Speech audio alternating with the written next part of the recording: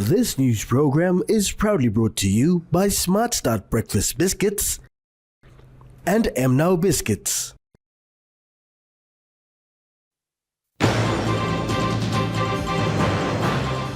Enga peace discussions underway. Female police officers encouraged to step up. And PNG and Solomon Islands public solicitors sign MOU.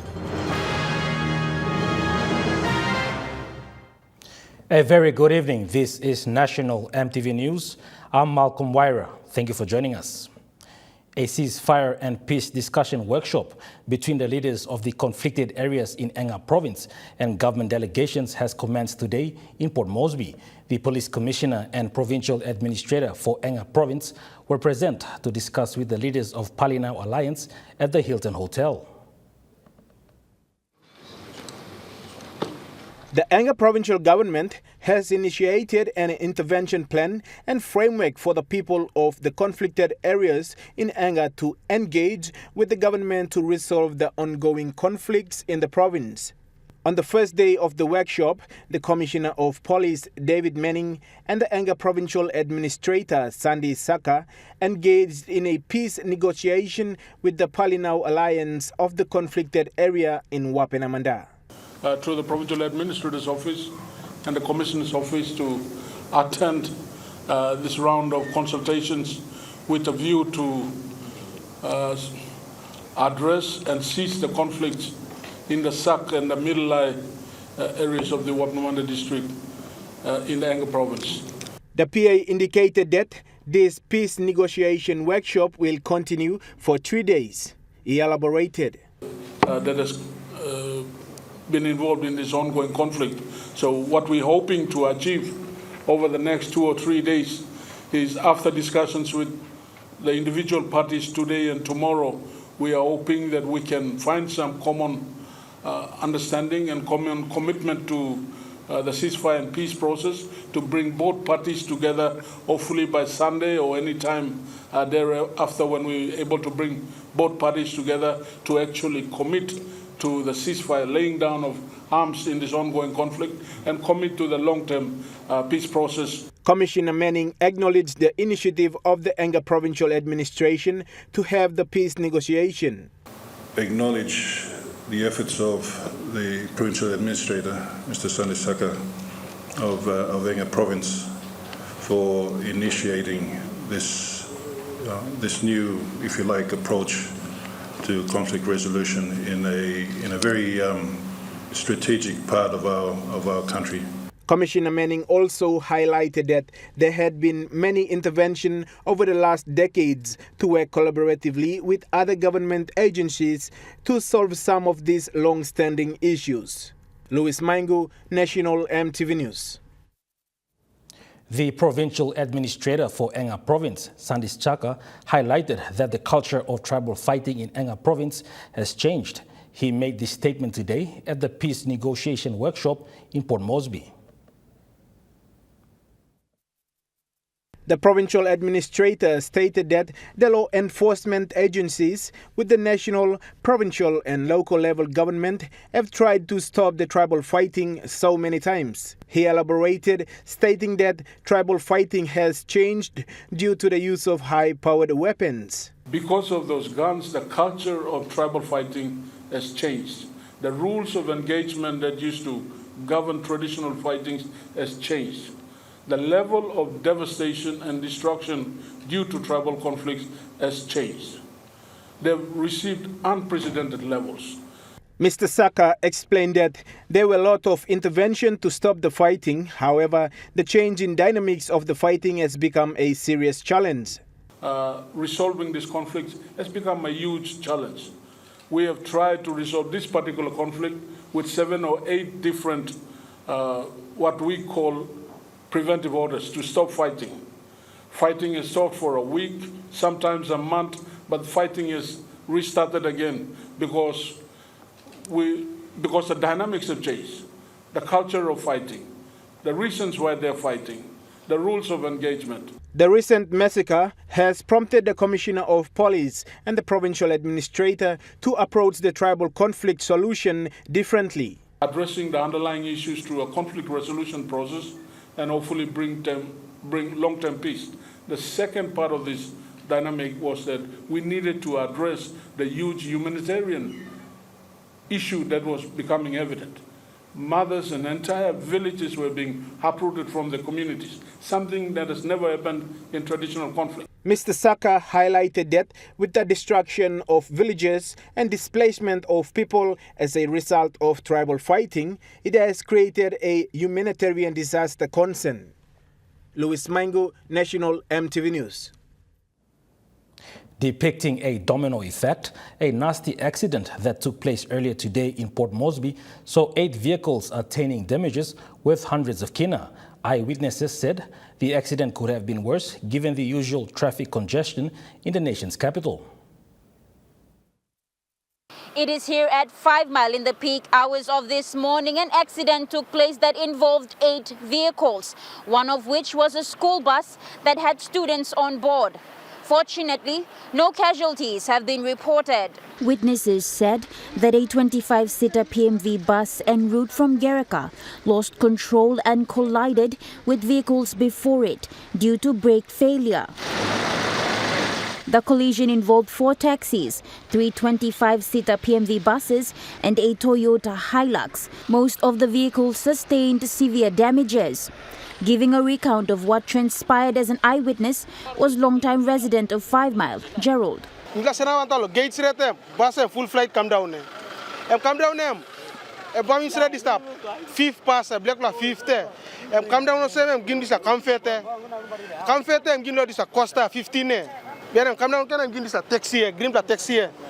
And you can go down and start one this a red taxi time. The accident could have been worse. Walk about drain, all that all collab go side, come down. One comfort close to kill the lily pigin in here.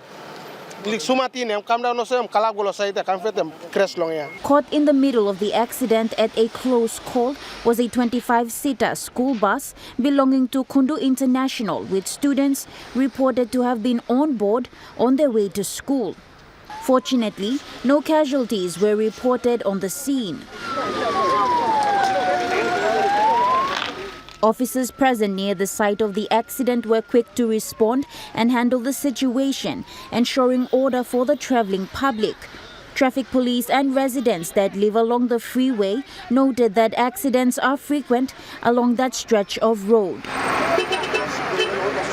Natasha Ovoy, National EMTV News. Although police may seem like only a man's job, women need to step up to the challenge. These were the encouraging words of the woman in blue in regards to women empowerment in the police force. Noting that out of the current police population in the country, which is roughly about 6,800 plus, are females in uniform. Considering this, Staff Officer to ACP Training Chief Inspector Joyce Angoro expressed that the lack in female engagement in the police force may be because women see being a police officer as a man's job, and that more awareness needs to be done in that area to the young female population. She further went on to commend the Royal PNG Constabulary of the efforts it took to empower women in the force over the years. I think we're all, well, the management and the constabulary is in the right direction. There are avenues already available to us for career advancement and stuff like that. I think I also say part of some of the slowdown or whatever in our advancement is the ladies themselves. We just need to put ourselves in the front and believe in ourselves. When commenting on challenges faced by women in the police force, manager in the Detective Training School, Detective Inspector Fiona Kakarere, revealed that a woman's home life is bound to impact her work life. Where if there was insecurity at home, that would definitely be faced in the workplace, and that's something that it's a challenge that is faced. But one thing about the policing career that I see gives a lot of courage to women to stand up, speak out, and all that. Acknowledging that there are many opportunities for women to strive in this day and age in the police profession. This is the encouragement by the detective inspector. For me personally, I would encourage women to stand up, show up, do what you have to do. You got it all day, it's all inside of you. Just present it the way it is and do what you must do as a police officer, whether it be in the administration or out in the front line. Natasha Ovoy, National, MTV News.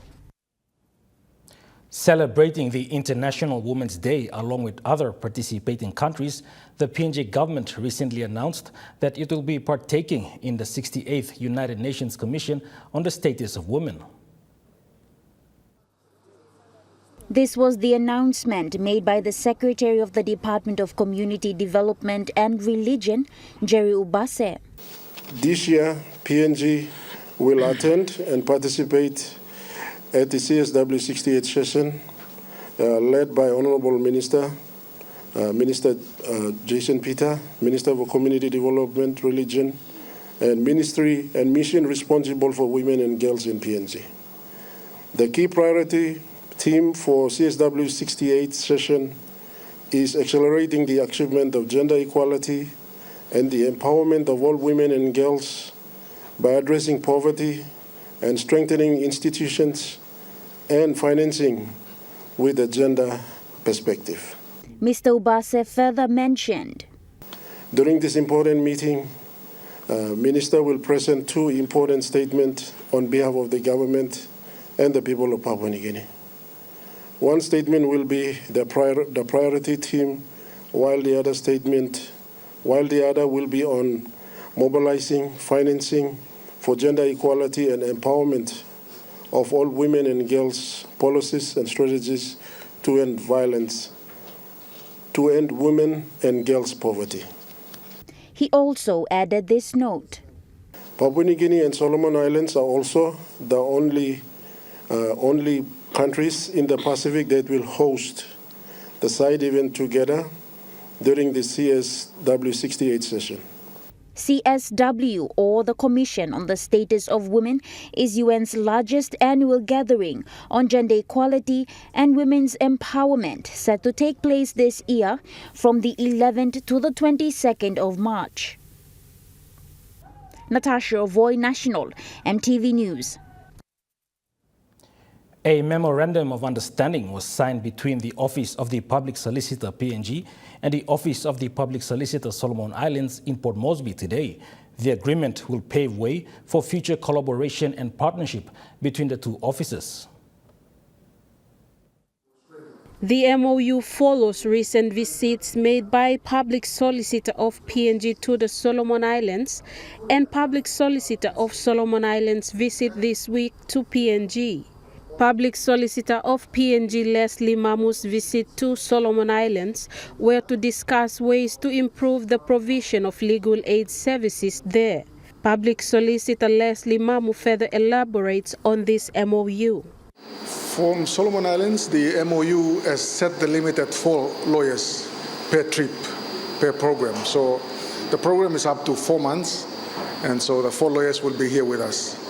As to reciprocating, we can send 1 or 2 lawyers, but for a longer period, because the lawyer will be there to support our lawyers on the ground with drafting of court documents, especially in the civil practice. But in the crimes, we have our lawyers there that are capable. Public Solicitor George Gray of the Solomon Islands visited PNG on invite by the PNG Public Solicitor's Office to observe and acknowledge areas of improvement for his country. Mr. Gray explains more on this. We hope that through this arrangement, this legal network will be able to address some of the challenges, especially from my context in my office in the Solomon Islands. It is just important that we get into this arrangement because we can learn from the PNG Public Solicitor's approach to dealing with challenges and issues. After his visit this week, the SI Public Solicitor Mr. Gray and his representatives signed the MOU for further arrangement. The event ended with the Solomon Islands Public Solicitor Mr. Gray and his team being gifted souvenirs by the PNG Public Solicitor's Office. Meanwhile, the event also saw the launching of PNG's Public Solicitor's Office Annual Plan 2024. Francisca Anania, National EMTV News. National EMTV News continues after the break. Stay with us.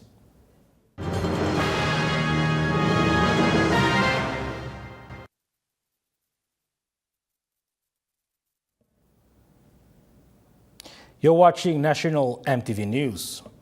The Indian High Commissioner to PNG, Imbasakar Sundaramurthy, has extended a hand to Papua New Guinea Electoral Commission to travel to India and observe India's general elections, which are expected to be held between April and May 2024. And the Indian Election Commission is inviting the PNG Electoral Commission to come and observe. We will be shortly sending a request. So may I ask DFA to coordinate with PNG Electoral Commission? I make this through the media that His Excellency Election Commissioner Simon Sena and his team is welcome to visit India. We will send shortly the official request, and may I ask DFA to pass it on, because this is one of the best way to observe the elections, see the exercise, the largest electoral exercise on the face of earth, the biggest in humanity till date. I am told this is the largest exercise. A public-private partnership arrangement between the PNG government and the South Pacific Brewery Limited officially launched its 7th cohort training for the ABG public servants with a check presentation by the SPBF Incorporated Management and the SILAG Management yesterday at the SILAG Main Hall in Port Moresby. The training that will be conducted in Buka for 3 months through an auspices of a Memorandum of Agreement signed on the 24th of March 2016 between the Department of Personnel Management representing the Government of PNG and SPBF representing SP Brewery Limited, with SILAG as the implementing agency of the PPP training arrangement. SILAG's CEO Michael Barobe, in his opening remarks, emphasized on the training his team will be facilitating to the public servants of the autonomous region of Bougainville government. Also, I acknowledge ABG, autonomous region of Bougainville. SILAG and ABG has got a partnership. We have already established office down there. And the SP Brewery Foundation needs some wisdom for the 7th implementation of this partnership program. We have decided to offer this program only to Bougainville alone. Reverting with appreciation of the initiative done and knowing how the advantages of the training will bring forth, as being a former participant who undertook the training, the ABG Secretary Corneli Kekun had this to say. This initiative made possible through the generous South Pacific Brewery Foundation and facilitated by the Somora Institute of Leadership and Governance signifies a significant milestone in our ongoing efforts to enhance the capabilities, effectiveness of our public service workforce. Sponsored training program comes at a crucial juncture for us. Corporate Affairs Manager and SPBF Director John Neil Kare, present to hand over the check, shared that ABG is an important stakeholder for the brewery. In relation to SILAG and our partnership with SILAG, it's to do with SDG number 16, which is around strong institutions, which is around building good governance, building leadership, building a virtuous institutions of government that can support our people in obviously and strengthening the overall performance of the government in society. Tamara Agavi, National EMTV News. During the official launch of the 7th cohort training for ABG, The Somare Institute of Leadership and Governance Chief Executive Officer Michael Barobe spoke of the training requirements to undertake the Certificate of Leadership and Governance course, which is tailored and targeted for leadership training programs. I thank SB for coming on board to support this program. And today we will be going to Buka. By June, by May, we will go into Buka, and we will deliver these courses and train public servants to become the leaders in that part of the country. So I thank SP for that. With these opening remarks, I just want to make a statement here. In 2013, Foreign Affairs Minister Justin Chachenko recently met with the High Commissioner of Canada to Australia, His Excellency Mark Glauser, to underline its relations on trade and investment. Minister Chachenko highlighted Canada's trade and investment relations with Papua New Guinea over the years, which included consistent business exchanges in PNG coffee and vanilla as top exports. He said Canada has a modest trade relation, but larger investment ties with Papua New Guinea, like the assistance to the Moresby provincial government in mangrove rehabilitation, healthcare services under the Kokoda Track Foundation, and Port Moresby's Guinea Guada Foundation. His Excellency Glauser conveyed Canada's appreciation for Papua New Guinea's continued support in the important areas of the United Resolution, considering the complications that have come to the fore in various areas around the world. The Pacific Network on Globalization affirmed that Pacific countries, including PNG, avoided accepting a deal after global fish talks to curb harmful subsidies ended without reaching an agreement. This took place at the World Trade Organization Ministerial Conference from 26 February to 2nd March in Abu Dhabi, United Arab Emirates this year.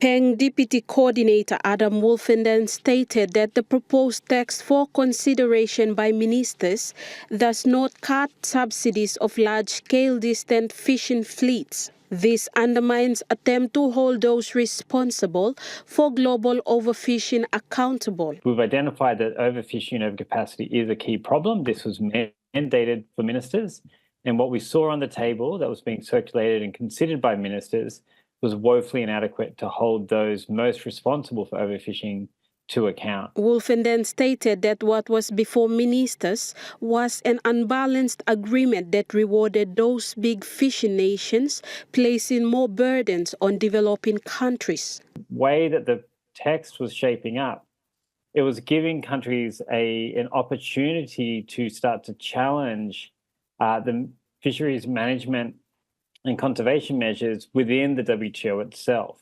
Wolfenden stated Pacific Island countries proposed cutting of subsidies for distant water fishing fleets. However, this was not formally included in the negotiation text. I know PNG has a very strong desire. We saw the minister himself make a statement saying that they want to have a greater domestic fishing fleet, and all of these things are required to maximize the benefits of this resource.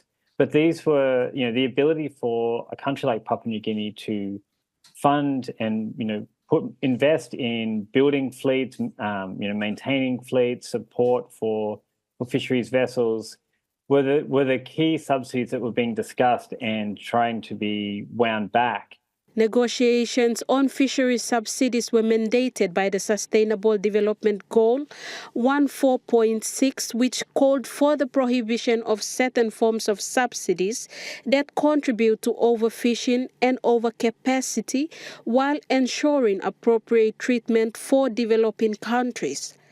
This was not the case for PNG and sister states, as they were asked to sacrifice development ambitions by allowing big distant water fishing nations to continue providing subsidies and fish Pacific resources.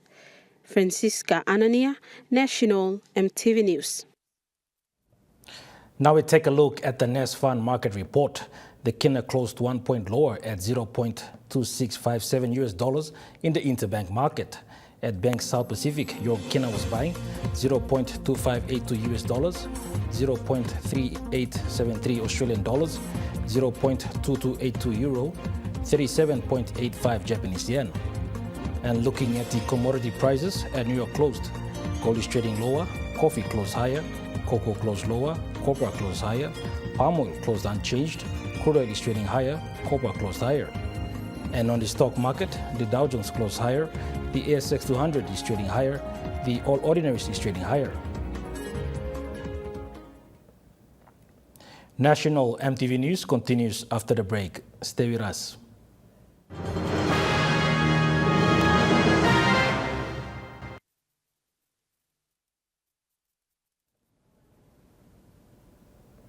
You're watching National EMTV News. The National Cultural Commission launched its 2024 annual operational calendar plan and National Cultural Events calendar yesterday evening at the Grand Papua Hotel in Port Moresby. The event was officiated by the Minister for Tourism, Art and Culture, E.C. Henry, and the National Cultural Commission Executive Director, Stephen Kilanda. Present to witness the ribbon cutting and the official launch was the NCC Deputy Board Professor, Leo Maria, and members of the board and staff of NCC and the delegates from the Chinese Embassy. NCC Executive Director Stephen Kilanda, in his opening remarks, revealed that this year they will revitalize provincial cultural events. Minister Henry reverted by welcoming the invited guests and shared on Papua New Guinea's diverse culture. He emphasized that despite PNG being poor, we are rich in culture and remain number one in today's world, where we must be proud of our heritage and work together to preserve and protect. The minister shared that PNG has more than 800 languages and is rich in diversity, where we hold 1/3 of the world's forest as PNG enrichment varies. Minister Henry called to stage the stakeholders, delegates and invited guests to join him as he officially do the ribbon cutting of the National Cultural Commission Annual Plan and National Cultural Event Calendar of 2024. Louis Maingu, National EMTV News. The public-private partnership agreement between the PNG government and the South Pacific Brewery Limited, based on the United Nations Sustainable Development Goal 16, demonstrated on its partnership with SILAG. Director John Neil Kare of the South Pacific Brewery Foundation Incorporated gave an insight of other related initiatives. As a company, we have a very, let's say, strong plan around sustainability. And our sustainability agenda is very much shaped around the United Nations Sustainability Development Goals, the UN SDGs. There's 17 of them. In relation to SILAG and our partnership with SILAG, it's to do with SDG number 16, which is around strong institutions, which is around building. National EMTV News continues after the break with Trukai Sports. Stay with us.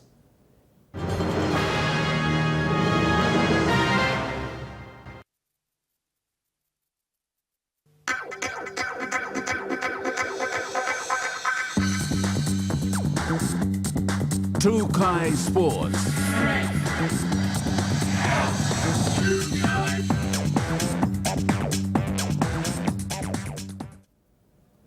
Welcome to Trukai Sports.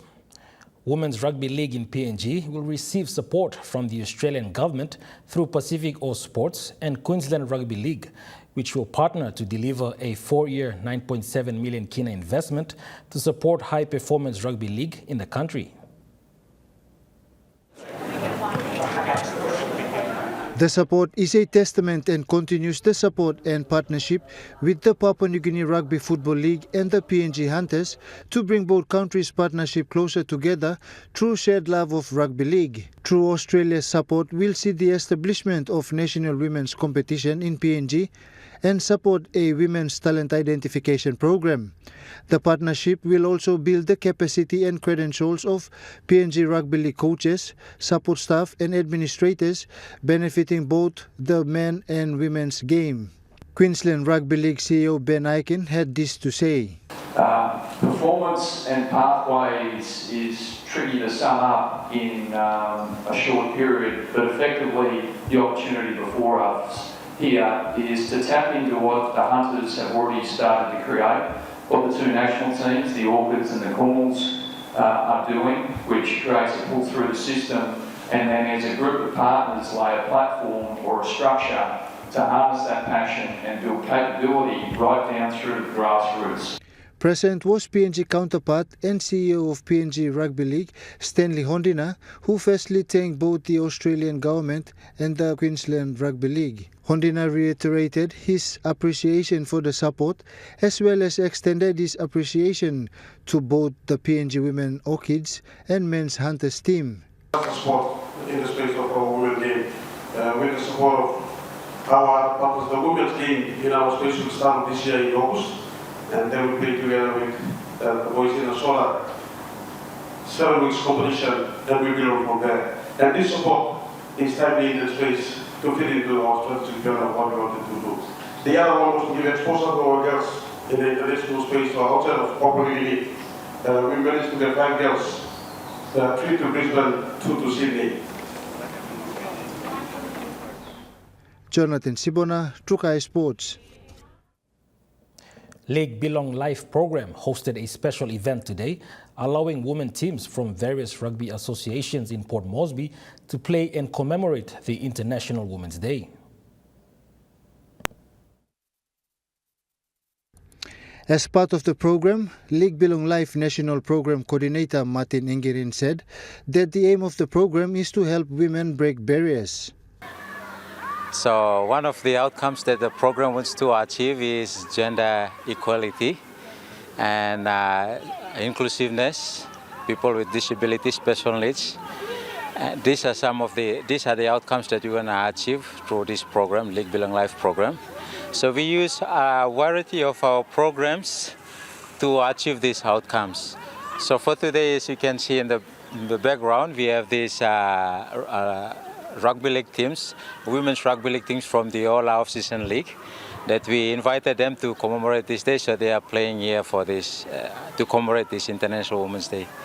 He also said that the program also advocates on gender equality and inclusiveness of people with special needs. For today's session, we want them to learn something from the experiences of other girls, especially the approach they have taken to break some barriers.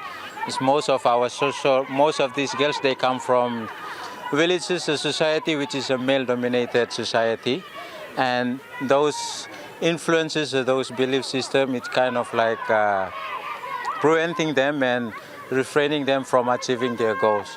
So by taking part in this activity, it will enable them to learn from the approaches that other female staff have learned. Jonathan Sibona, Trukai Sports. Trukai Sports continues after the break. Stay with us. Trukai Sports. That ends Trukai Sports. The Money Plus weather report is next. Stay with us. Trukai Sports.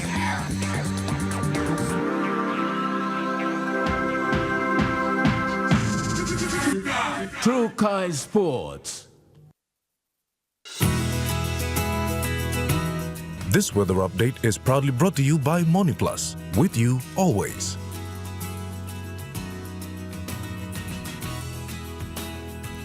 The weather forecast for the next 24 hours. For the southern region, Port Moresby City, some showers and thunderstorms.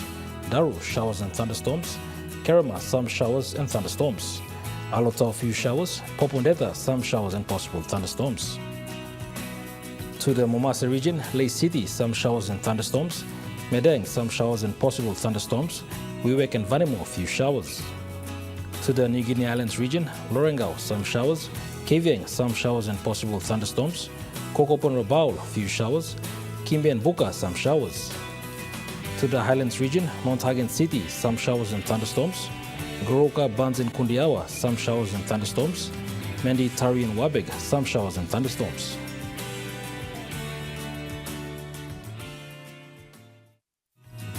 The weather update was proudly brought to you by MoneyPlus, with you always.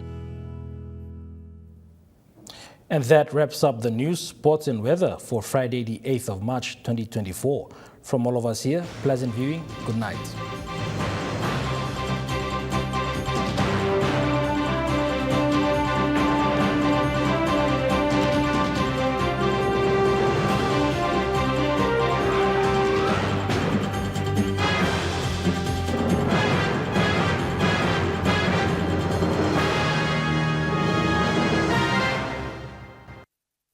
This news program was proudly brought to you by Smart Start Breakfast Biscuits and Gold Nuggets.